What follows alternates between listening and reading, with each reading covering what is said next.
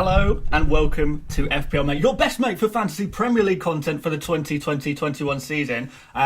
Welcome everyone joining me live here tonight. Welcome everyone who is watching the, replay of the stream. It's a good week. It's a very good week. So I think I should probably start off by having a little look at my team. I think that's what we normally like to do.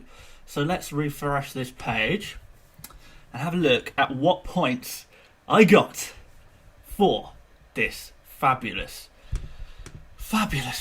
game week. It really has been a good game week indeed. I think my game week rank is something like 400,000, something like that, 300, 400,000, and I've halved my overall rank. As you'll see on screen, I don't know if it's 100% accurate, but it's pretty accurate. I think I'm around the million mark. That's the estimate as to what I'm on right now. So not bad at all. So very pleased actually today. Very pleased. Good score. It's a shame that we ended up sort of Ayling losing his clean sheet points. He obviously got the yellow card as well. Perhaps a little bit unlucky for Leeds to not keep a clean sheet today, and perhaps a little bit unlucky for Wolves to win, because I did think, watching that game, that Leeds looked like the better team. They were creating far more. Jimenez, very lucky to get his goal. Obviously, bit of a deflection. Perhaps shouldn't have even happened at all. And also, he could have very easily got a red card at the end of that game. I don't know if anyone saw that, but he sort of kicked out. And Jimenez could have got a red card. But, he ended up with some good points. So congratulations to everyone who did have Jimenez. If you had Romain Saiss in your team, perhaps you felt a little bit hard done by when his goal was disallowed for offside. That sucks. Talking about Ayling, because you guys know on this channel that I do love Luke Ayling. He always seems to play so well. He always looks like he's good. I mean, if you guys saw this game, I don't know how many of you guys watched the game, but Ayling was constantly putting in crosses. He had a couple of shots as well. Looked really, really good. I'm always so impressed with him. And yet, he's not quite picking up points. But I am going to keep faith in him, because I do think there are definitely points for Ayling at some point or another. It didn't happen today. Let's talk about more generally about my team, because obviously 86 points is pretty good. I'm sure some of you guys, and I can see some of you guys in the chat, have got some very nice scores indeed. I'm seeing scores in the late 80s, the sort of 90s, late 90s here. So congratulations, guys. I'm seeing some really big scores. Well done, guys. Well done. Yes, my team. Let's talk about my team very briefly, and then we can talk about your team.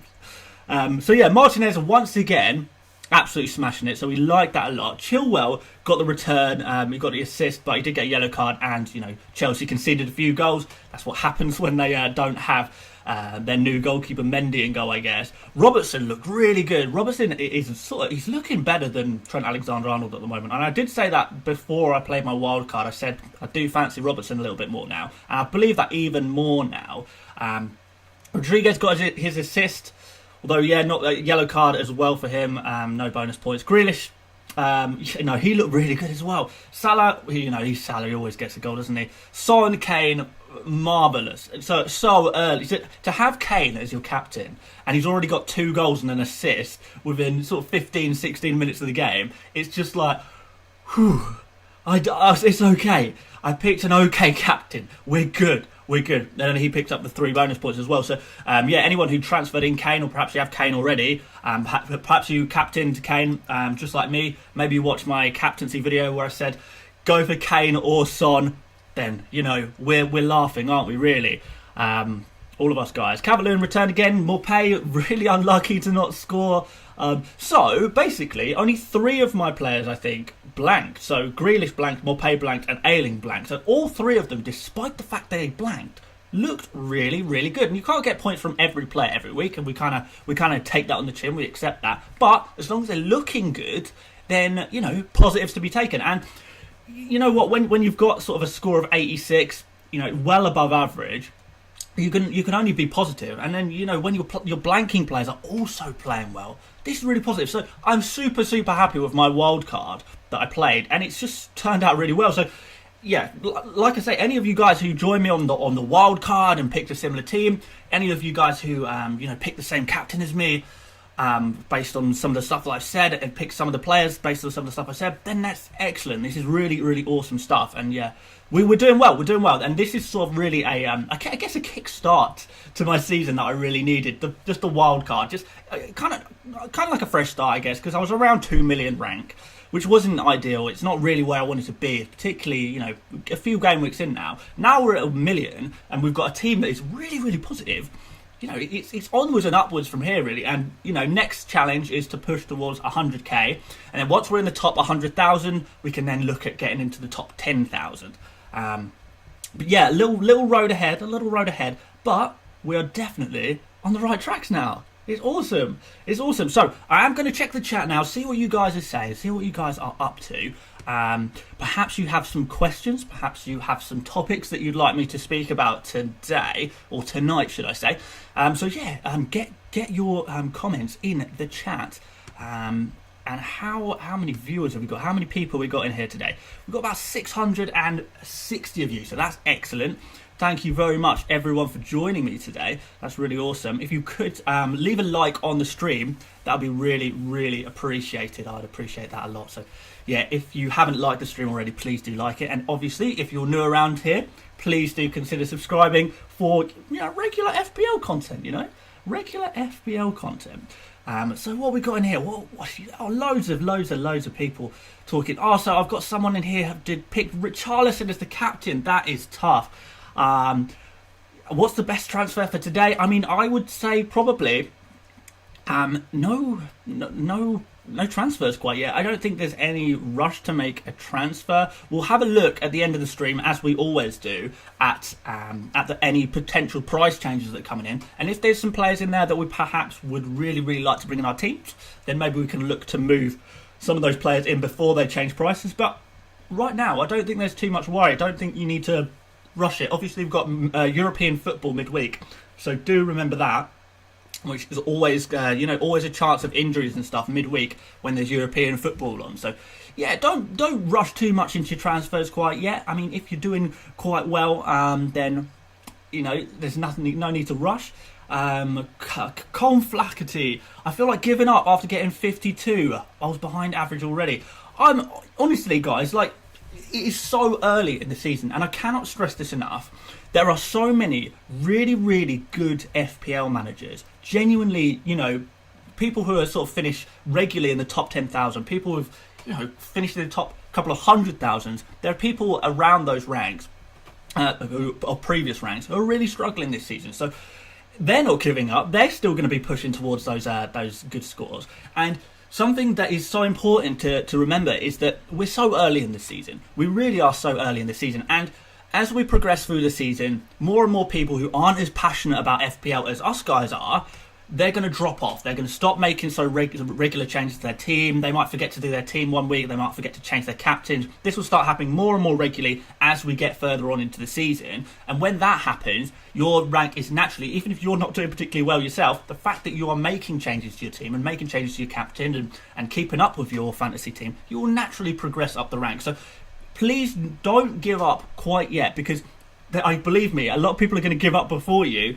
And just by not giving up, that gives you such an advantage, especially in the long run. So we have had a little super chat. So let me have a quick look at that from Martin Krom-Polk. Thank you so much for the super chat this evening. Do you think it's worth switching from Jimenez and Sterling to Kane and Rodriguez for a -4 hit? I already have Son. That's an interesting question. It is an interesting question. I would say, objectively speaking, that Kane and Rodriguez are two players I'd rather have in my team right now than Jimenez and Sterling. That's a fact, okay? But is it worth the -4 hit? This is what we've got to analyse. Is Kane and Rodriguez this week going to score four more points than Jimenez and Sterling? I think potentially yes. So Kane has got Burnley. Burnley not looking in great shape, although they did keep a clean sheet today. Rodriguez, who do Everton play? Everton play Southampton, I believe. And with Richarlison out, you would probably expect Rodriguez to be playing in a little bit more of an advanced position as well. So he might get some points there as well. What I would say is if you're planning on captaining Kane or Rodriguez, then in that case, perhaps it is worth taking that -4 hit. If you see Kane against Burnley, you think I might want to captain him. If you see Rodriguez against Southampton, there's some points there, I might captain him. Then in that case, yes, take the -4 hit. I think it's tricky because -4 hits usually, I would say usually it don't come off. Unless it's sort of, you've got an injury or a red card, suspension, something like that in there. Usually a -4 doesn't pay off. But I would say if you're doing it for a long-term strategy, or if you're doing it for, with the view of captaining either of the players that you're bringing in, not just this immediate game week, but maybe in the next few game weeks, then perhaps therefore a -4 is worth taking. But yeah, if you're talking about, this is what I'm saying, Jimenez and Sterling, obviously great players, obviously players that will get points in FPL. So, -4 might not always be worth doing. But, that's a very large explanation on that one. But thank you very much for the super chat. I do appreciate that a lot. Okay. Iria399 says, should I swap Jack Grealish for Hakim Ziyech? And my answer would be no. I think the important thing is when you're looking at any transfer, you can't just look at the points. Obviously, you like the look of Hakim Ziyech, and I understand why. He's a really good player. But Jack Grealish just blanked for 1 week. I think let's not rush into decisions on getting him out just because he's blanked for 1 week. And if you look at his stats, he actually looked really good. If you watch the game, Jack Grealish really good, sort of really playing really high up the pitch, constantly creating. Unfortunately, in that game against Leicester, he was sort of marked out the game a little bit where he couldn't create quite as much as he would like to. But still, he could have very easily had at least 1 assist, I would say, Jack Grealish. So, no, Jack Grealish is definitely a player that you should be sticking with. Grealish or Zaha for the next 3 game weeks. That's coming from Leif Magnus Pettersson. Grealish or Zaha, that's a tough one. I would still say Grealish looks slightly better. Aston Villa have some nice fixtures as well, which I really like. And Zaha, Zaha and Crystal Palace do have nice fixtures as well. But I wasn't massively impressed by Crystal Palace this weekend. I wasn't massively impressed by them. And I feel like if Zaha didn't have that penalty, I think, which was like one of Crystal Palace's 1 or 2 shots in the entire game, there wasn't going to be points for Zaha. So, yeah, always good. A few other people saying, should I go for Zaha? Should I take out Grealish? No, I don't think so. I think Grealish is definitely a player you want to stick with. So, guys, I know he blanked. I know he only got 3 points, but let's calm it down. He didn't blank because he played poorly. He didn't blank because, he's injured or he's suspended. He's got a history of a few game weeks where he's done really well. Aston Villa have some fabulous fixtures coming up. There is no need to take out Jack Grealish. So, yeah, I don't want to talk too much in this stream about Jack Grealish, but he's not a player you want to be removing right now. I wouldn't say. Unless you've got some massive plans to bring in, Son or someone like that, a real big hitter, then, Jack Grealish, I think, has got to stay in your teams. Okay, so, few people talking about Pulisic. So let's talk about Pulisic a little bit. The thing is with Pulisic is, obviously Chelsea have also got some good fixtures coming up. They've still got their far more players there, that have come back to full fitness. They're now going to be playing. Chelsea, when they've got the full strength squad, obviously they're scoring enough goals as it is. Perhaps Pulisic is going to get some points. It's not a punt that I would be wanting to take personally. I think it's a little bit risky. And the reason why I'm not saying Pulisic is a bad pick, and I want to make that clear. But the reason why I'm not going to make any sort of knee-jerk move towards Pulisic is just because Chelsea have got so many good attacking players. I mean, we're talking about Werner coming back into form now, Ziyech coming in. Who else have they got? They've sort of got all of these attacking, creative players. Havertz as well. Havertz is playing really well. Finally starting to get some nice points. Chelsea are only going to sort of score. They're not really going to score more than 3 goals in a game, 4 goals in a game. Do you trust Pulisic to be involved in all of them when there's so many other players who could potentially get these points? So when a team has so many creative outlets and yet, they're only scoring 2-3 goals a game, you're sort of banking on the one you've picked getting the points. I prefer a player personally who is sort of the standout player in their team. So Jack Grealish is a really good example of that. Jack Grealish, there's not really many other players in that Aston Villa team who are going to be picking up points because he's the main creative force. Pulisic is not the main creative force. He's not the main goal scorer. Jack Grealish is one of the big creative forces, is one of the main scorers. Same with James Rodriguez, one of the main creative forces, one of the main goal scorers. Calvert-Lewin, one of the main creative forces, maybe not so much, but one of the main goal scorers. Pulisic doesn't quite offer that. He's a great player, but he's not the main man. And for me personally, I like to pick the main man in the team. So Salah, he's the main man in the team. If you look through all of my team, you will see that pretty much all of these players are, top, 1, 2, 3 most creative, most best goal scoring players in their respective teams. And that's the kind of player I like to bring into my team. So have a little think about that when you're bringing in someone like Pulisic. But yeah, a few people now asking about Harvey Barnes. H. Mohide, you're asking about Barnes. Anshul, you're asking about Barnes. So, yeah, Harvey Barnes, I don't know. I'd like to look at his stats, to be honest, because his stats before the international break were actually looking pretty good. On the other hand, I'm not keen on Leicester right now. And I've not been keen on Leicester since the start of the season, really, and it's why I've not owned any Leicester players, because sort of Vardy is just not doing anything. I know he didn't play this week because it was an injury, but Vardy's not really doing as much as we'd hope for him. Maddison's kind of not quite fit yet. Harvey Barnes taking lots of shots, but have Leicester got enough to win games? I don't know. So yeah, maybe Barnes is the kind of player you could bring out of your team. If you've got the money in the bank, you could perhaps go for Jack Grealish or James Rodriguez, move Barnes on for one of those guys. If you need to downgrade a little bit, I'm really liking the look of, and a pretty cheap option is Ross Barkley. Ross Barkley actually, from the 2 games he's played now for Aston Villa, looking really good. I did speak about him a fair bit in one of my videos about a week ago, I think, maybe 2 weeks ago, when I was talking about new transfers from Premier League teams. Obviously Barkley is a new transfer, a new signing for Aston Villa. So I spoke a little bit about him. And from his first game, I said I was really impressed. From his second game, I'm again really impressed. And the reason is because he's playing sort of so far up the pitch. He's playing almost like a second striker in many ways, sort of playing off of Ollie Watkins, which is really nice. He's getting in some good areas. And once again, he's scored. So his stats are looking really good as well. His creative stats aren't so good. But in terms of his goal scoring potential, looking really quite nice there. And he's a really good cheap option as well, Ross Barkley. I'm not sure if he's still around 5.8, 5.9 million. But you know what? If I needed to get rid of a midfielder and I didn't want to spend a lot of money, I think Ross Barkley would be the player that I'd go for. So consider him. Maybe he's worth going for. Moldy7890 sent a super chat. Thank you so much. Really enjoying your channel since finding it. Top man. Well, thank you so much. I really do appreciate that. Absolutely loving what I'm doing over here on YouTube. I'm over the moon that so many of you guys are even remotely interested in tuning in. It's been a fascinating journey over the last couple of months.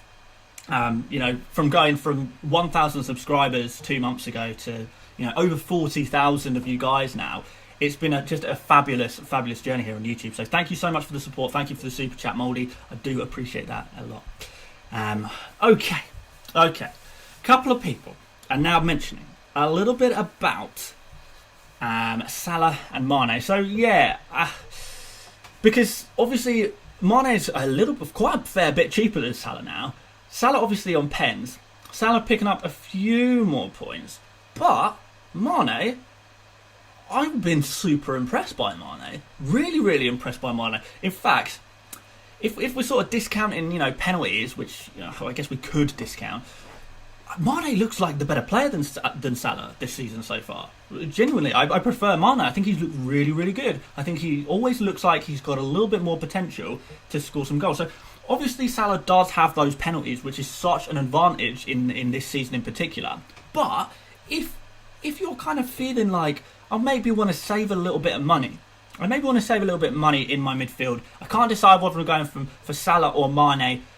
there's a zero point 0.4 difference in value. I'm not sure exactly what it is, but say there's 0.4 difference, and you can get Mane and perhaps upgrade one of your other players by 0.4 up to a really good option, then perhaps do that. Genuinely, I've not got a problem with Mane right now at all, and I don't think you have to pick Salah. If they're the same price, I'd probably pick Salah, if I'm completely honest, but they're not. So, if you can make use of that extra money saved by going for Mane, then absolutely go for it. I don't think there's anything wrong with that at all.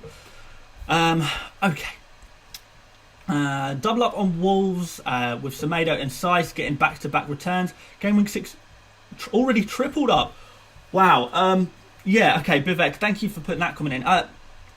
I'm not sure that I would want to be... I'd want to double up or triple up on Wolves today. I know they obviously won today. I know they obviously kept a clean sheet, but a lot of people will probably disagree with me, and I do apologise for that. I don't think you should. I don't think Wolves are quite as good as perhaps people might think they are based on this week's round of scores. So Kilman got a really nice score. Jimenez got a really nice score. I don't think that means we need to be moving towards these players, because although they got nice scores, I don't think they actually played particularly well. And I think Leeds probably should have won. If I had to guess the score or guess the expected score, it would probably be about 1-0 to Leeds, if I'm quite honest. Because Wolves are a little bit disappointing at the moment. They've not quite got back into their usual Wolvesy ways, have they? And like I said, Jimenez quite lucky to get the goal, and also quite lucky to not get sent off, as I said sort of earlier in the stream. So don't rush towards Wolves players too much. And perhaps, I've got the buy, sell, keep, avoid video coming out tomorrow. Perhaps we'll talk a little bit about Wolves there, because I am seeing a lot of people getting very, very tempted by those Wolves assets. And I kind of get it, because, you're looking at those game week scores. You're looking at game week scores and saying, these Wolves players got good scores this week, they must be good FPL options. Doesn't always work like that. So, a few people, as always, asking about, free hits, triple captains, I'm seeing in the chat. As I do pretty much every stream, I want to reiterate that now is definitely not the time for using any of your chips. if you want to, then go for it. It's your FPL team at the end of the day. But I personally, and all of some of the other guys, the sort of the top FPL players. Not that I am a top FPL player, but none of us will be using our chips anytime soon. We'll be saving all of them really, all the way till end of the season, pretty much. And then we'll talk about strategies later on in the season. If you're still around on this channel, in 6 months' time, 3 months, 4 months, 6 months, something like that. If you're still around, we'll talk about chip strategies then. But for now, no chips. No chips. Stay away. Stay clear. Wildcard is okay if you really need it. But other than that, no. Okay. Amand Damani has asked me what my team value is. That's a good question, actually. I don't know. I think it's around 1 point something. 101 point something. So let's have a scroll down. In fact, let's open up the viewer a little bit so you can see on the side there as well. Okay, squad value 101.5 with 0.1 in the back. So quite nice. It's a good start. It's not amazing by any stretch of the imagination, but it's okay. It's okay. We'll take that. And you can see some of the leagues I'm in, green arrows across. That's so nice to see, isn't it, guys? When you get a really good game week score and you look at the classic leagues that you're in and you see all of those green arrows. Is there a feeling like it? I don't think there is. I think it's brilliant. But anyway, sorry, back to the chat. We've spoken about my team value. I don't know how many people that's interesting to, but there you go. Watkins or Mitrovic, someone has asked. I would go for Watkins out of those two, definitely. A Virgil van Dijk replacement. Okay, now this actually is a good question, and I probably should have covered this already, because I know a lot of you guys will perhaps have Van Dijk in your team. I think his ownership's like 30% or something like that. So if you guys do have Virgil van Dijk in your team, obviously he's expensive for a defender. What is he, 6.5 million, something like that? It is time to get rid of him. He is going to be out for the season, isn't he? So, and we can't leave that amount of money sitting on the bench long term. If you're taking a hit, then perhaps just leave him on the bench. But in terms of a direct transfer, perhaps we do want to be taking out Virgil van Dijk. And the players that I would personally be looking at bringing in, would be Robertson. So Andy Robertson is probably the first name I would say. And then the second name, I would say maybe Digne. So Luca Digne also looking really good. I know Everton's sort of expected goals conceded is super, super low. So their defence is actually looking much better than it does in terms of the actual scores that are being reflected. So, yeah, I think Everton are definitely on for some clean sheets. Digne are obviously incredibly creative. We are really, really enjoying the creativity that Digne is providing. So, yeah, definitely, you know, if you're looking at replacing Virgil van Dijk, Andy Robertson, Luca Digne, off the top of my head, are the two players that I would be looking at. So perhaps consider one of them. Perhaps consider some of them. So before we carry on, looking at through the things that you guys are saying, let's have a look at some first thoughts as to how I'm going to line up and, you know, potential transfers, potential captures. Obviously, I'll do as usual my official team selection video, which will be on Wednesday. So I'll do my team selection video on Wednesday, and we'll talk about my final transfers, anything like that then, and we'll talk a little bit about captains, and we'll talk obviously the final captaincy decision on my Friday video. But this is how I've lined up so far. So Martinez in goal, no surprise there. Chilwell against Manchester United, I think there's something there. Robertson against Sheffield United. Sheffield United not really scoring any goals, really, are they? So you think a clean sheet there, and then Robertson, quite nice potential for attacking returns there. Ayling, I'm just sort of loyal to him, really. Because he looks like he can do something in any given game. So we'll leave him in. I know, obviously, Ayling is against Martinez and Grealish, and there's a bit of a disparity there, but I'm not going to make a transfer just to correct that for one game week. It seems silly. Rodriguez against Southampton, which I'm really looking forward to. Grealish, can he get something against Leeds? Probably. I don't know. We'll see. Salah against Sheffield United looking really nice. Son and Kane against Burnley, really nice again. And then we've got Calvert-Lewin against Southampton, which, I think we're guaranteed a goal there, aren't we, from Calvert-Lewin, because that's just how he rolls. And then finally, Maupay against West Brom, which is weirdly one of the players out of my team I'm most looking forward to seeing how he gets on, because I really do like the look of Maupay. He is scoring for fun at the moment. I know he blanked this game week, but he's getting a lot of chances, goals and assists as well. He's obviously on penalties as well. West Brom, although they kept a clean sheet today, they're shipping goals for fun, aren't they? Maupay, I reckon could get something there. And then on the bench there, I've also got Forster, who's not going to play. Ferguson's not going to play. And I've got Walker-Peters and Sam Maximan, who I think, I have to stay there. Walker-Peters, Everton are going to score against Southampton. There's not really any doubt about that. I would be counting on Walker-Peters getting an attacking return. So maybe he comes in for Ayling, potentially. We'll see. Sam Maximan against Wolves. Wolves just have this ability to not concede goals, or to only concede like one goal. They're very much a team that is either, it's either 0-0, 1-0 either way, or 1-1, isn't it? So for an attacking player playing against Wolves, it's not really someone a team you want to target, really, I don't think. I know they have conceded a few more goals than that in some games. I think West Ham beat them 3-0, didn't they? I don't think Newcastle are going to go and batter Wolves away. So yeah, Sam Maximan can stay on the bench there for this game week at least. The only real questions is, I guess, Walker-Peters or Luke Ayling in defence there. Not sure. And then I guess who to captain, which I'm really kind of struggling with, because there's so many good options. So it's a good problem to have, I guess. But yeah, I can't decide. So yeah, luckily I've got all week to think about that, and I'll let you know my final verdict on Friday. And hopefully we can repeat this week's captaincy extravaganza. Obviously the captaincy curse has been lifted off me, apparently. And we eating, boys. We eating. That's how I'm lining up at the moment. But we'll see how that changes. No transfers planned at all, to be honest. And the reason for that mainly is just kind of because I've just played my wildcard. When I play my wildcard, I'm sure a lot of you guys are exactly the same. When I play my wildcard, I play it for a couple of weeks. I make a wildcard with the intention that I'm not gonna have to make a transfer for at least 1 week. You don't want to set your wildcard up for 1 week only. You want to set it up for a few weeks.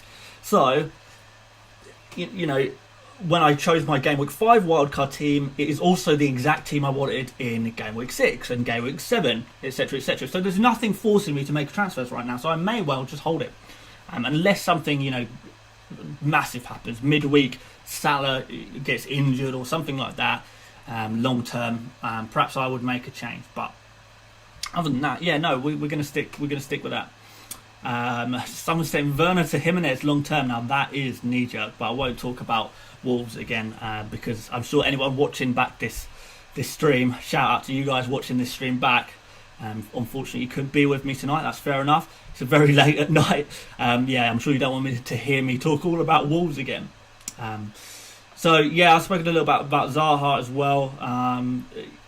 Yeah, I don't really fancy Zaha that much. I wouldn't be moving towards Zaha. If I already had Zaha, I would keep him, but I don't think I would be moving towards Zaha. But it's just because there's a few other players that I'd rather have than him right now. You know, James Rodriguez, Jack Grealish, Ross Barkley, as I mentioned earlier. A few nice mid-priced midfielders that sort of look a bit nicer than Zaha. But if you've got Zaha already, just leave him in by all accounts, because, like I say, Crystal Palace do have some really nice fixtures. Ilkoa, I'm having second thoughts about Morpay. Should I hold on to him? Yes, my friend, you definitely should hold on to him. He's about to play West Brom at home. And, you know, if you're having second thoughts, I'm guessing that's probably because you perhaps didn't watch the game, where Morpay should have definitely scored a goal. Could have easily had an assist.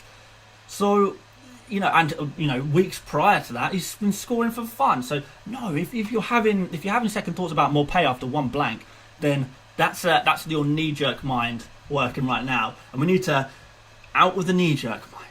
Out you go. let's not be reactionary. Let's be proactionary. I think that's a word. Okay. No money for Digne. Is size a better option? You would say based on this game, perhaps he is, but, you know, maybe. I don't actually know what Wolves' fixtures are. Perhaps I should have a look at that. What are you saying about Bale? Well, Bale is not quite there yet, I don't think. So perhaps we should not be going for Bale quite yet. Best striker for under 7 million, I would probably say Morpay is a very good shout. Ollie Watkins is a good shout. Potentially Callum Wilson. Maybe Michael Antonio as well. I know he's got a couple of tough fixtures against Liverpool and City. But you know what? He could get a couple of goals against Liverpool, you know. And City, to be fair. So yeah, perhaps Michael Antonio might be a nice little differential. I don't know if he's actually a differential. I don't know how many people own him. But yeah, kind of good option, I think. Right, Kilman. Yeah, a lot of people are going to be talking about Kilman. I knew this was going to happen. Yeah, no. No is the answer to should I bring in Kilman or whatever is pretty much no. He's very much temporarily in that Wolves side. He's not going to be a long-term option as well. We've got Mouldy, there you go, staying in the chat right now. Kilman won't hold his place, people. And you're absolutely right. He won't. Not that he's not good, because he's played quite well from what I've seen of him, but because he's not there long term, really, is he? He's, you know, they've got plenty of other options at the back. They've got players coming in. You know, their Ait Nori guy. He's like a super good left back, so he's going to be coming in. You know, when he's adjusted to the training or whatever that's going on with Nuno in the background there. But yeah. Kilman is definitely a trap that you should absolutely avoid. Yeah, I'm going to speak about this in fact, definitely, I'm going to speak about Kilman extensively tomorrow on my buy, sell, keep, avoid video, because, yeah, I think I owe you a full explanation that I've actually written down and thought about rather than just off the fly. But basically, no, he's not going to play long term, and you know, don't be tempted by him just because he's cheap and he got a good score for one game week. Doesn't automatically mean a good buy. Definitely not. Okay. Antonio or Watkins, in your opinion? That is a tough question. If I already had Grealish, I would be tempted to go for Antonio. Just because I probably wouldn't want to double up on the Aston Villa attack.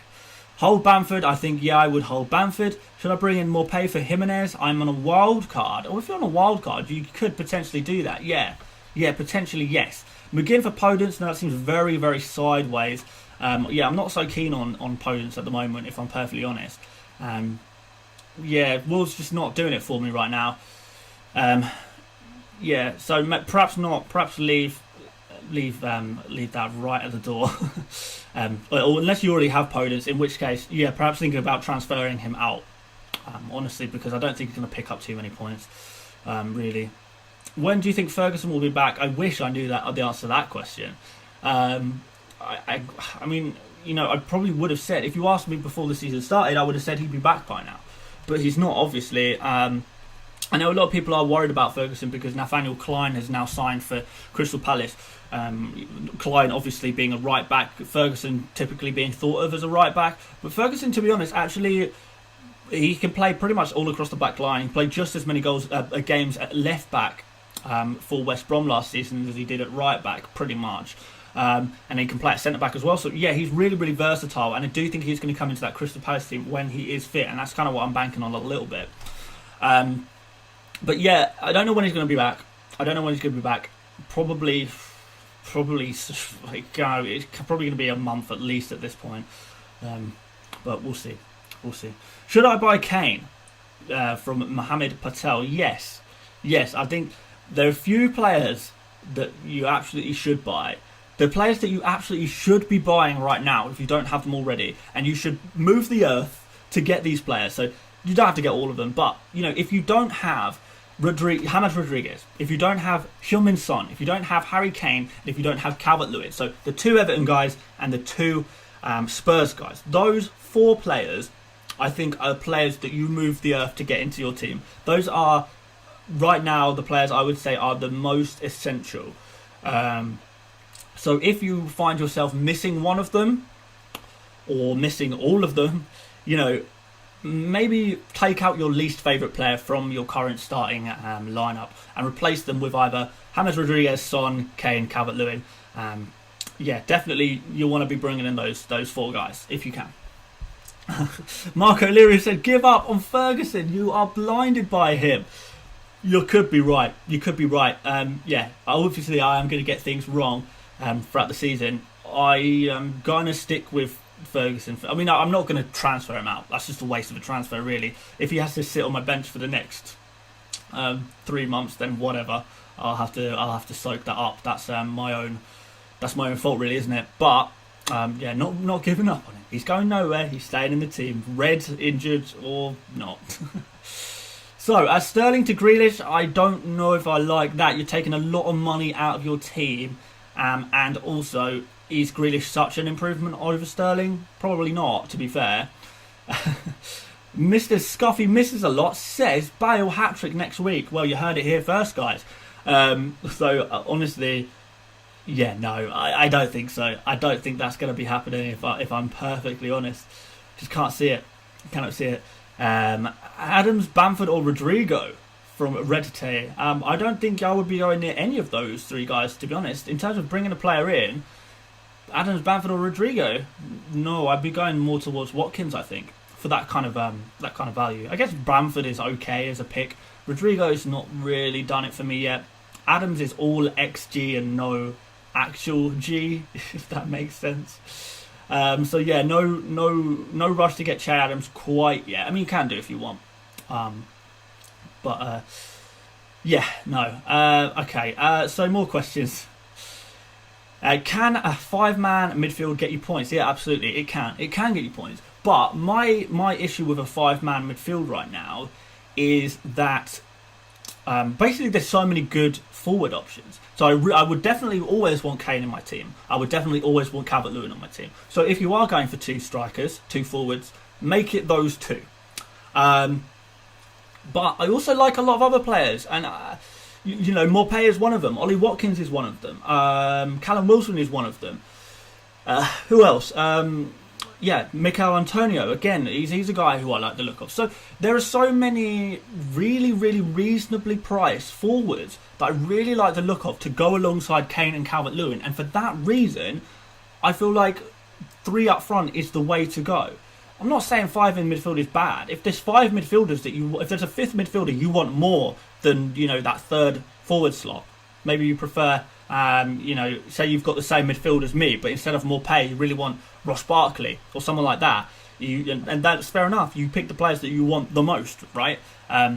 But yeah, for me personally, I'm liking going through at the front. I like having Kane, Calvert-Lewin, and then the third slot is probably gonna potentially rotate a little bit. If Morpay doesn't impress over the next couple of weeks, then he'll come out for another striker. Plenty waiting in reserve to come in there. I've mentioned multiple times the kind of other strikers that I'm looking at right now. Maybe. Okay. Thoughts on Trent Alexander-Arnold? Okay, we can talk a little about Trent Alexander-Arnold. So I guess the usual question is Trent Alexander-Arnold versus Robertson. And as far as I'm concerned, the question of Trent Alexander-Arnold versus Robertson is a very obvious one right now. For me, it's Robertson. He's 0.5 cheaper. He is playing far more forward up the pitch. He is creating more. He's trying to create more passes and chances. He's even shooting a little bit more. Getting more touches in the box. Statistically, Robertson looks, a mile ahead of Alexander-Arnold over the last few game weeks. Well, pretty much the whole season so far. So, if you're talking one of the or the other, go for Robertson. If you have Trent Alexander-Arnold and you're thinking maybe I should take him out your team, now is not the right game week to take Alexander-Arnold out because they're playing against Sheffield United, and Sheffield United are, they're not very good at scoring goals. To put it lightly, I guess. They're not scoring a lot. They're not creating a lot. And you would think, even though Liverpool do have a couple of concerns at the back line, Van Dijk obviously out, Alisson obviously out, I would still back them to keep a clean sheet against Sheffield United. So at the very least, you're going to get a clean sheet out of Alexander-Arnold this week. So leave that one this week. But I mean, longer term after that, I do think there is some scope to take out Alexander-Arnold just because he is so much money. Liverpool's defence are not complete, if you like. Robertson is playing further up the pitch. Alexander-Arnold is finding himself a little bit deeper than he was last season, not playing as far up the pitch as he was last season. So yes, I would completely understand why you want to take Alexander-Arnold out. I just don't think in the run-up of the game against Sheffield United, I don't think this is the right time to do it. So maybe give it this week, see how he does, and then potentially, do a swap. Go to Robertson if you want. Go to Dina, as I said earlier, looking really quite good.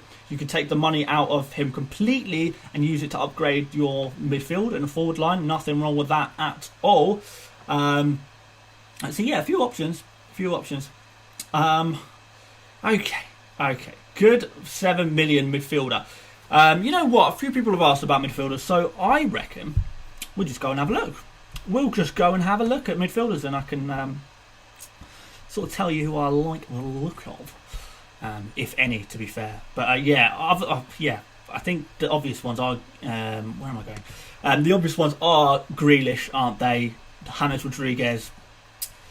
So let's go to midfielders and sort of pick out some. Perhaps I shouldn't have done it this way, but let's look at them in order of. Let's go form. I think how many points have they scored recently? So around the 7 million or less mark. So here's the cost on the left hand side. So Grealish in good form, we know about that. Bowen could be nice actually. Man City next, and then Liverpool, I believe. Yeah, Man City at home, then Liverpool away, and then Fulham at home, and then Sheffield. You know what? That looks bad on paper, right? But I think that's actually not that bad.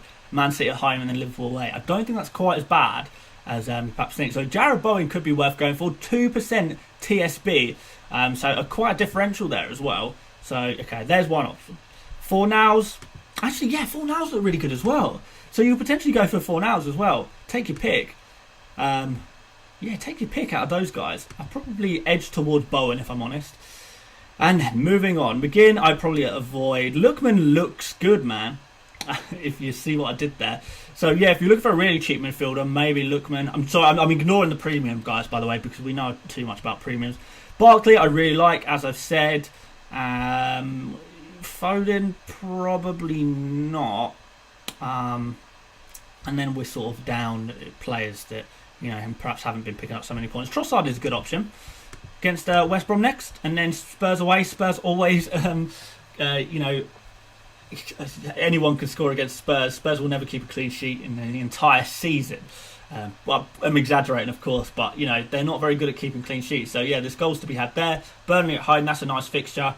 So yeah, Leandro Trossard is a good option. I'm probably not going to go further forward than that. So in terms of midfielders that I like to look at right now that are less than 7 million, excluding Jack Grealish, I would say Bowen, Lookman, Barkley, and who else did I say? You could potentially go for Zaha if you can stretch to 7.2, and then Leandro Trossard. Those are the guys. Those are the boys in midfield. Yeah, I'm not going to talk about forwards because I was talking about forwards a little bit too much already. I won't talk about defenders either. Because why? Because why?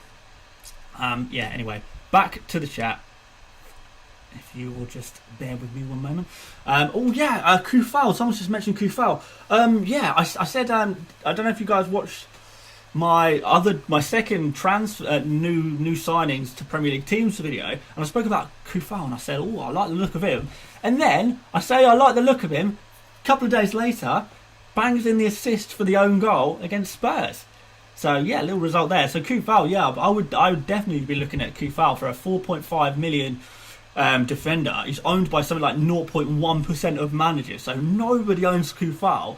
If you pick Kufal and he gets a clean sheet, maybe an assist, your friends, your colleagues in your mini leagues are going to be looking at you and thinking, oh my, he has just pulled Kufal out of the bag. Who is Kufal? I've never heard of this player in my life. And old matey, he's picked him in his team and he's just banged a 12-pointer, and you'll be the toast of your mini league, and you'll have bragging rights there if that comes off. Just because he is such a huge differential that pretty much no one's heard of. Even as a football player, no one's heard of him.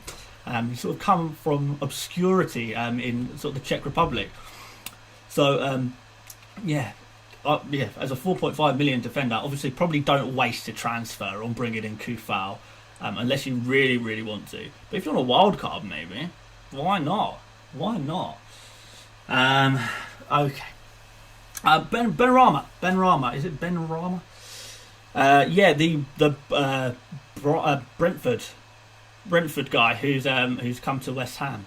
How much is he going to be? He's a really good player. I've only watched him live a very small handful of times now, but from some YouTube clips I've seen of him, he looks amazing. And obviously got loads of contributions last year. And I think I saw something. I saw someone had mocked up and worked out what the team of the year would be in the Championship last season. If all players were scored by FPL points based on their performances in the Championship last season. So, for example, you give a player 3 points every time they get an assist, 4 points every time they get a clean sheet, etc., to tally up their total points that they would have had they been playing in FPL. Obviously, they're Championship players, so they weren't. Benrahma, I believe, was number 1 or number 2. I think the other person was Dallas. I think Stuart Dallas was up there as well. And Benrahma, so yeah, just because of his contributions, so maybe he is a really good option. But I'm kind of wondering, where does he play? Does he replace Fornals? Does he replace Bowen? I guess he replaces Fornals and he goes there on the left-hand side. If you can add some creativity, that might make Antonio an even nicer option. So, yeah, maybe if you're feeling really quite risky, maybe bring in Benrahma. If he's a reasonable price, if he's sort of 6 million, then I think I'd be tempted. Yeah, for sure. 6.5 million, I'd still probably be a little bit tempted, but it's more of a wait and see at 6.5 million, isn't it? But yeah, I think it sort of increases the how nice Antonio looks as well. So yeah, but someone has asked me a few times, FPL Fetish, why have I kept Walker Peters in my wildcard team? And I'll answer that question. So basically, when I'm picking defenders right now, or particularly when I was doing my wildcard, when I was picking defenders, and even now when I'm looking at defenders, I'm not looking at clean sheets at all.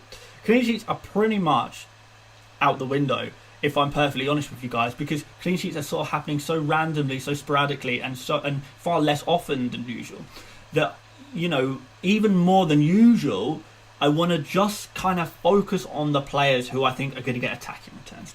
And then if I get a bonus clean sheet alongside that, then that's a bonus. Because, look, Chilwell not getting a clean sheet, Robertson not getting a clean sheet, really progressive players that are sort of getting attacking contributions but not getting clean sheets. Kyle Walker-Peters, I believe, is that player. So every time I've watched him play, when I've looked at his stats as well, playing super high up the pitch, getting plenty of crosses in, taking shots, this is the kind of thing I want from a defender right now, because I don't care about clean sheets. Perhaps that's not a good attitude long term, but certainly right now, I'm not bothered about clean sheets. I just want to pick players in defence who are going to get attacking contributions. And I believe the 4.5 million Walker-Peters, offers something there. So yes, McGinn has decent points. Why not McGinn? Because he's a fairly deep lying midfielder, and I don't really like that at all. Really, I prefer Barkley, who's playing far more further up the pitch. I think they're around the same price, Barkley and McGinn.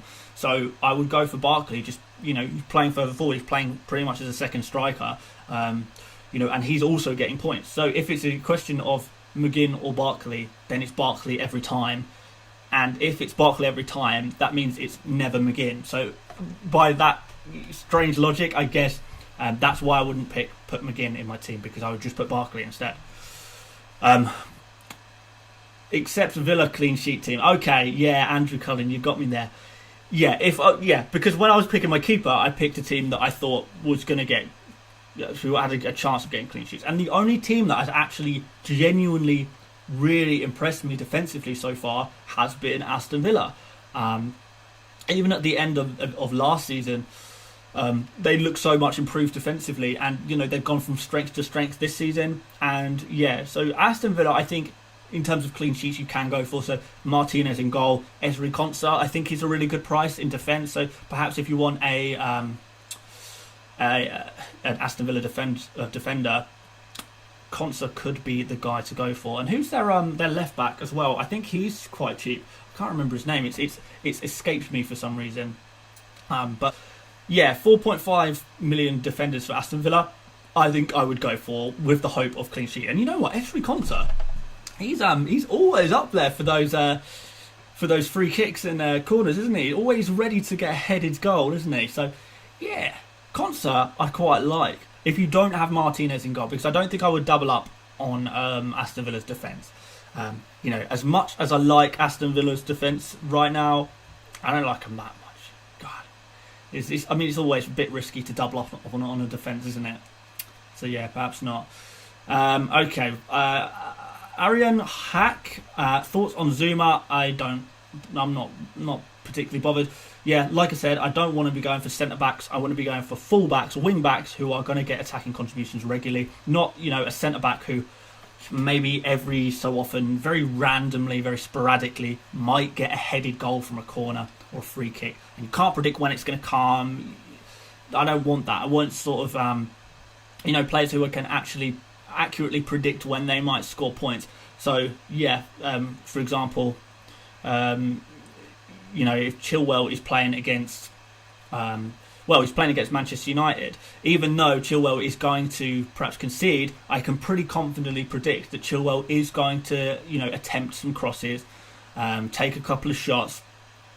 So yeah, for that sort of reason, I would be happy going for Chilwell, because I can accurately predict. Rudiger, I can't predict when he's going to get points. I don't know when he's going to pop up with a corner header. He will get the same amount of clean sheets as Chilwell. He will get a corner header very randomly. But Chilwell is always going to be trying to get goal contributions. And it will be more consistent. And I kind of prefer that, I guess. Target, FPL Face, thank you so much. Yeah, Matt Target. Is it Matt Target? I can't remember his first name now. Perhaps you can tell me his first name as well. But yeah, his target, I think he's around 4.5 million. And if he is, he could be worth going for as well. Him, Konsa, those are the guys I'd be looking at from the Aston Villa defence if I don't have Martinez in my team. Because remember, you probably don't want to double up there. Billy Fiddler, Pro Clubs, has sent me a 79 pence. Thank you very much for that super chat. I know you've not got a message there. But thank you so much for sending me a little gift. That's really appreciated. So thank you very much, my friend. Okay, shall we ship Reece James out? A few people talking about Reece James. Yeah, I think it probably is just about time, to be fair, to get rid of Reece James. He's not started in a couple of games in a row now. Aspilicueta seems to be the guy who's going to be playing at right back. So yeah, I think it's time to go Reece James. In terms of who I'd be bringing in, like I said about the Aston Villa guys, if you don't have Martinez in goal, you want to get in on the Aston Villa defence. Target, Konsa could be going down to one of them if you want to add a bit more money to your defence, which I don't know is a great idea, but you could perhaps go for Digne, Andy Robertson. But yes, Reece James has got to go, and perhaps he'll be another person I talk about in buy, sell, keep, avoid on tomorrow. Yeah, we'll see. I need to make some notes on that tonight, and get recording and get editing that video as soon as possible. Really, lots to think about. Lots of people talking about Slice and Kilman. Yeah, let's not get too hyped about Wolves quite yet, is my answer to that, I guess. De Bruyne to Son, I think that's a fairly sensible transfer. Bennett Bluey, I do think that's a fairly sensible transfer, De Bruyne to Son, but I probably would wait. I wouldn't do it immediately. I would wait, because we've got European games in midweek. You know, De Bruyne can make a miraculous recovery, Son could get injured, and suddenly it's a terrible, terrible transfer. So no need to rush on that one. But yeah, generally speaking, I think that's a good transfer. A lot of people ask about Aguero as well. So yeah, if you fancy Aguero, then yeah, he's obviously back now. He's a proven goal scorer, and I think he's a pretty good price right now. In fact, if I've got it correct, I think he's at his lowest ever FPL price right now. So yeah, maybe go for Aguero potentially. But not something I want to do, just because I prefer to play a little bit more safe and pick a player who I know is in good form. I know is scoring regularly. Maybe that's a bit boring way of playing FPL, but if you want to add some spice to your team, Aguero seems to be the kind of guy who can provide that spice, if you like. Okay, James James Rodriguez for Bruno Fernandes. You know what? Either way, I don't know if you're saying transfer out Rodriguez or transfer out Fernandes, but either way, no. I would stick out those two players. I would stick to what you've got, because Bruno Fernandes, and I will speak a little bit about Bruno Fernandes. He's the kind of player who, just the kind of player he is. Even when he's playing badly, even when Manchester United are playing badly, he will still pick you up points. I think he's a good player to have in your team, genuinely, and I wouldn't be in any rush to remove Bruno Fernandes from my team. Equally, I won't be in any rush to remove James Rodriguez from my team. He's about to play against Southampton, who have looked pretty shoddy in defence, if we're honest. And with Richarlison out, Rodriguez is probably going to be playing a little bit further forward than he does usually. He's going to be getting his assists. He's going to be playing in those balls to Calvert-Lewin. He's going to be taking free kicks, potentially corners as well. Potentially there. So yeah, lots that both Bruno Fernandes and James Rodriguez are offering in, I guess, different ways. Vince Barry, when are we bringing in Orba? He's the best forward in the Premier. You know this. Vince, I think you may know me a little bit well. I am an Arsenal fan. I'm a huge fan of Aubameyang. I would probably... Aguero... It's between Aguero and Aubameyang. Although you're saying that, Kane on form is probably the best striker in the Premier League, isn't he? On form, Bo. Let me just make that clear. Aubameyang... The thing is, Arsenal are just not creating enough. Aubameyang is, where's he going to play? I've not got my full confidence in Arsenal, and this is coming from an Arsenal fan. I've not got full confidence in Arsenal right now, and as much as I would love, and Aubameyang was in my game week 1 team because I loved the idea of Arsenal doing really well, but I've got to be objective here, because priority in FPL is getting a good score, for me personally. I know for a lot of you guys, you're going to be playing this for fun, and if you're playing this for fun, then honestly, I envy you. I wish I could still do that, but I've got a kind of responsibility to you guys, haven't I, to try and pick the best players, I guess. But yeah, when are we bringing in Aubameyang? The answer is not yet. I think he will come good eventually, because he's Aubameyang, for God's sake. But right now, who do you take out? You can't take out Salah. You can't take out Son. You can't take out, you know, Kane and move the money to midfield, really. You can't take out James Rodriguez. There's not really a lot of players that you could comfortably take out for Aubameyang. So for that reason, I don't think I can pick Aubameyang right now. So yeah, a bit of a crazy one. William Schultz, I need a replacement for Dunn. I have 4.5 for another defender. Who's my best option? Oh, that's tough. That's tough. Let's have a look. Let's have a look in the realms of very, very cheap defenders. I don't think there is much at all. In fact, let's go on the transfer page because that'll be a bit easier. View. Oh, what's going on here? Yeah, because I really don't think there's too much going on underneath 4.5 million. I think you've got to spend 4.5 million for a defender if you plan on playing that defender, if I'm quite honest with you guys. But yeah, let's go to 4.5 and try and find someone who's 4.4. Balbuena, okay, you could be in for a treat here because Balbuena is 4.4. I think we might be able to do can we do better than that? Cooper injured. Lascelles probably not. Yeah, there's not a lot. Like I say, there's not a lot. Sort in terms of cheaper. You know what? Actually, saying that, I've had a thought. Burn? Is he worth going for? He started last game. Yeah, perhaps not getting regular enough football. Yeah, there's not a lot. I would perhaps be tempted to go for Balbuena, I guess. You've not really got a lot of choices, I'm afraid, mate. Yeah, wish I could help you more than that. But yeah, there's not a lot of options there. I wouldn't go near Kilman. I wouldn't go near anyone really. I mean, Mitchell, he's going to be going out the team soon because maybe not immediately, but he's definitely at least going to rotate with Van Aanholt, who is now back to fitness. So he's a risk. So really, yeah, pick a 4.4 million. You know, Balbuena potentially. Yeah, not a lot. Sorry, I can't help you more. So yeah, but hopefully, I don't know if any of other you guys can take anything from that. There is not a lot going on at the lower end of the cheaper defenders. But there you go. Okay, FPL Fetish, you are putting plenty of things in the chat. Should I sign Kane, DCL, or Morpay? Kane would be the obvious answer there, I think. Go for Kane. Yeah, I'm seeing loads of people saying go for Kilman.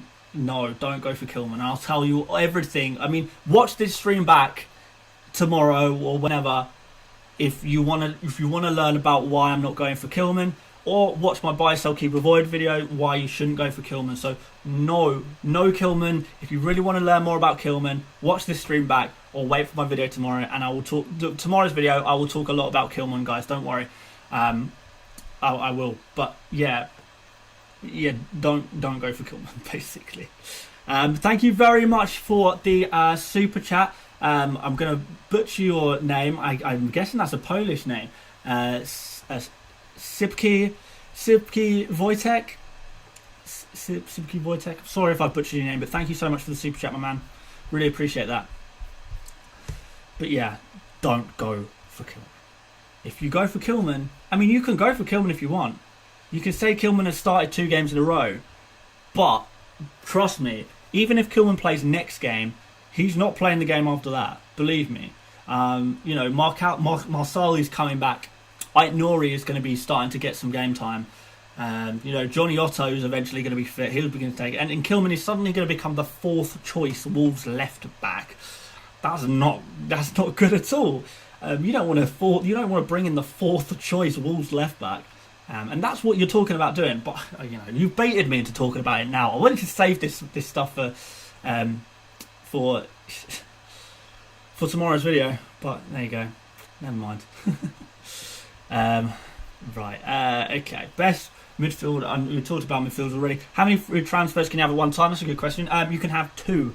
At a maximum of 2. If you collect a 3rd transfer, then it will be burnt. It will disappear into the abyss. Aguero or Kane? Go for Kane. You guys can still keep talking about Kilman as much as you like. If you want to go for him, but you will not get my blessing. Keep Vardy or no? Please help me. No, yeah, Vardy is the kind of player I'd want to be getting rid of. You know, you could go for Werner if you think Werner's going to come back to some good form.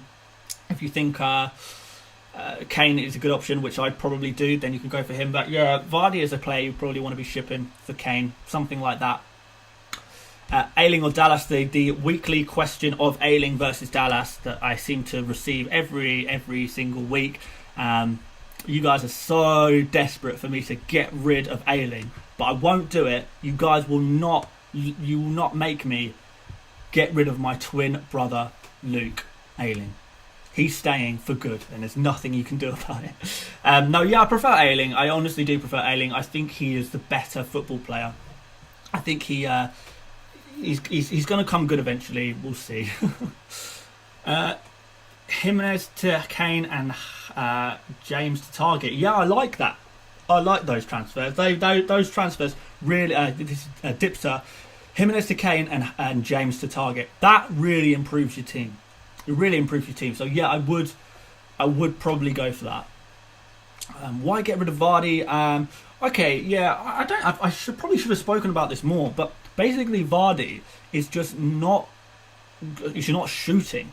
I think he's had something like 2 shots all season that weren't penalties. So all of his points that he's got so far is another example, and there's so many of these. And you know, this is what separates a being an okay FPL manager to an actually a really getting quite a good FPL manager. You become quite a good FPL manager when you start not just looking at the points, but looking at where the points came from, behind the points. And with Vardy, he's a penalty merchant this season, basically. He's only getting points through penalties. So if you're looking at just Vardy's points, oh wow, Vardy's getting so many points, let's bring him into our team. But if you actually look at it, he's getting points very, very dependent on Leicester getting penalties. If you think Leicester are going to get 1 penalty a week for the rest of the season, then okay, yeah, fine, go for Vardy. But, you know, if you think penalties are starting to dry up a little bit, Leicester aren't, getting in the same positions as they were to get the penalties, Leicester not playing so well, I guess you could say. I think that's fair to say. Then where's the penalty points going to come from? Because Vardy's not doing anything else really at the moment, and that could change. That could change in a week. That could change in 2 weeks. But right this very second, there's nothing to suggest to me that Vardy is a good pick. Harry, I think a couple of you guys said, why get rid of Vardy? Why don't you want Vardy? That's your answer, I guess. Okay, Johan Eriksson, Mings or Target? Who's more expensive? Mings is, isn't he? Mings is 5 million, Target's 4.5 million. So I think that answers your question. Well, I hope that answers your question anyway. Yeah, go for Target. He's a fullback, so you've got potential attacking returns in that respect. I know Mings is far more deadly from set pieces already, but set piece goals will happen sporadically. You can't really predict them. So yeah, no, maybe not. Is Van Aanholt a good long-term buy? Probably not. I would like to see him play a few times before picking him, especially if Mitchell, by some miracle, manages to not necessarily keep his place, but take some minutes away from Van Aanholt. Van Aanholt is he's a good player, but he's expensive. So you would want him to be playing every single week. So wait and see on that one. I would not be rushing to do that. Andrew Cullen, Ayling looked like scoring or an assist today. Yeah, you're right, he did. He looked really good, as always, really. The amount of balls he was whipping into that Wolves penalty area even leaves these players were getting on the end. Bamford got on the end of a couple. Rodrigo, I think, got on the end of one. Looked really good. But no points, which sucks, but maybe they'll come eventually. I hope they will. Captain next week, I'm thinking Kane, Callum. Yeah, Kane is definitely one of my choices. Kane, Son, Salah, Calvert-Lewin, Rodriguez, Mane, Morpay is a differential pick. That's 7 players that would make a good captain this week off the top of my head. So yeah, Vinicius Mara has just put in the transfer shout of Barnes to Lookman and Jimenez to Kane. So Barnes and Jimenez to Lookman and Kane. Now that I like the sound of. I like the sound of a lot. Yeah, get some of that. McGinn and Kane or Grealish and Aguero. Oh, don't make me answer that. I don't really like McGinn, but I do really like Kane. Get Kane in your team, guys. Get Kane in your team. Grealish and Aguero or Bruno and Jimenez. That would be Grealish and Aguero for me. Grealish and Kane if you can afford it. On Wildcard, Click or McGinn as 5th midfielder. How much? What's your budget? Because like I said, and let's go to midfielders quickly, but I do need to wrap up this stream relatively soon because it is getting a little bit late. It's gone 11 and I am hogging the bedroom because I need to get a separate office really. But yeah, okay, so I think I spoke a little bit about some cheaper midfielders already, but let's assume that McGinn is around 5. Oh yeah, there you go, 5.5. Yeah. Under 5. If you can stretch to Barkley, I would go for him. But there are a few players I prefer below that is not McGinn. So Lookman at 5 million for a 5th midfielder, particularly if you're not going to be playing him every week. I'd probably just go for Ademola Lookman as a 5th midfielder. On the assumption that you're not going to be playing him every single week. Barkley or McGinn, Barkley. Chilwell or Castan, Chilwell. Get in Werner or Robertson. Tough. Tough question. But yeah, okay, right. So quickly before we go off, because we are going to go off in a minute because I do need to go to bed. I do need to start work on tomorrow's video as well. So yeah, busy as always. Although I do always love chatting with you guys. But before we go off, a couple of things to do. We're going to obviously look at the price changes for tonight. But I do have to once again give a big shout out. To my Patreon. So yeah, guys, if you do, if you want to support this channel and receive a couple of nice benefits in return, you can join my Patreon, which is basically you pay like a little monthly subscription. It helps support the channel. I'm putting the money towards getting a better streaming setup because currently I'm only using a little rubbish laptop and a tiny desk. And I'd like to get some better equipment. I like to improve the quality of my videos, obviously. And to do that, I need money. Hate saying it, hate talking about it. That brings me no pleasure. But, I want to make this a job and I need to crowdfund it a little bit if I'm going to make that happen. So basically, you pay a little fee and then you get some nice little rewards. So there's a Discord chat room community that you guys can join where we all talk about FPL and stuff like that. There's a patron only mini league. So you guys can get involved in a mini league. There's sort of early access to videos. Some videos there's podcasts. Not very often, but occasionally. In the videos, shout out. So if you want, sometimes you'll notice in my videos that on the ticker beneath where I am, so it'll be down there on a normal video. You'll see me. You'll see some names come up and saying big shout out to such and such. You could be one of those guys. And one-on-one FPL chat. And just I guess an opportunity to speak to me a little bit more personally, if that's something you want to do. I know it's no big deal really. Only really pay anything if you actually want to support the channel. If you don't want to, no worries at all, no problem. But the option is there. But like I said, we'll move swiftly on because like I said, I do find it a bit cringy to talk about this kind of stuff, and I don't want to be beggy. But yeah, like I said, I do want to make this my job. So I've got to crowdfund it a little bit, I'm afraid. Wow, okay, straight on to the FPLstatistics.co.uk. I know a lot of you will be asking me, what is this website you're using? FPLstatistics.co.uk is this website. And it basically predicts price changes. If you've not seen this before, a lot of you guys will have seen this before though. So on the right hand side, you'll see the target column. If the target is over our 100, and you see a lovely blue box around the target number, that means that it's likely that the player in question is going to go up in price overnight. So we can see Kane is likely to go up in price, Martinez is likely to go up in price, Mings, Son, Rodriguez, and even Creswell, all likely to go up in price tonight. Wow. And then Sterling, you know, is on 91. A few guys around the 90 mark. I don't think those are so likely to go up tonight, but it's possible. So yeah, if you are finding yourself on a very tight budget, you have just the exact amount of money to make a transfer, and you want one of these guys, you want Kane, for example, then yeah, go for it tonight. If you're on a wild card, perhaps bring in these guys now, even if you end up taking them out later. Because at least you can get them now at the cheaper price just in case they go back up. So yeah, Kane, Martinez and Son and Rodriguez are the players I'd be looking at right now the most. Martinez, I probably wouldn't make a transfer for Martinez. But yeah, if you're looking at Kane, if you're looking at Son, if you're looking at James Rodriguez and you want to beat the price rise, then you got to do it tonight, guys. You got to do it tonight. Okay, let's look at the price fallers. And before we switch on to the price fallers, I'm going to tell you now, there's going to be a lot. I know already there's going to be so many. There's going to be pages and pages of them, so we'll have to selectively talk about them. So let's click on the last page. Vardy is due to drop. He's going down to 10 million tonight.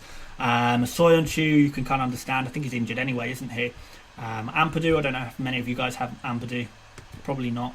Who else is going down that is a popular player? Alexander-Arnold's going down to 7.4. Unbelievable. So yeah, if you want to make the Alexander-Arnold to Robertson switch, perhaps now is the time. But you know, like I said, there's midweek games. Players can get injured. You might change your mind later down the week and wish you'd held on to your transfer till a little bit later. But yeah, these guys are dropping in price. All of these guys you see on your screen right now. Moving on, Casilla, I don't think anyone really has him anyway. Thiago at Liverpool and Lo Celso. And then other than that, Douglas Luiz could potentially go down. Yeah, some of the other guys could potentially go down, I guess. But in fact, yeah, to be fair, probably a few of these guys on sort of 98, 99 probably will go down in price as well. Go to the next page. Yeah, a few other potentially going down. So yeah, if your player is on this page, on any of these pages, then they're going down. And if your player is on this page, they're going up. So good news for you. If your player is going up, your team value is going to increase. How many players have I got there? Kane, Martinez, Son and Rodriguez. So I've got 4 players. So I'm going to get a nice 0.4 team value, squad value rise tonight. So I look forward to that. That's wicked, isn't it? And yeah. So yeah, there you go. Those are the price changes. We do that every single week just to have a little look, because why not? Nice way to end the stream talking about price changes. I don't know why it's a nice way to end off, but I like doing it. But there you go. What I will say now is I guess thank you so much to all of you who tuned in today. Yeah, loads of you today, so that was really nice to see. Always an absolute pleasure chatting to you guys. Thank you to all the guys who obviously did a super chat. Thank you to any of you guys who are considering supporting me on Patreon, and of course those of you who are already supporting me on Patreon. You guys I chat to in the Discord server. Thank you so much. Thank you so much for supporting me as always. So yeah, thanks guys for watching, and I will see you tomorrow for a buy, sell, keep, avoid video where I will be talking about Kilman, and I will convince you guys not to buy Kilman. Yeah, that I can guarantee you. So yeah, thank you so much for watching guys, and yeah, I'll see you tomorrow. See you later guys. Bye bye mates.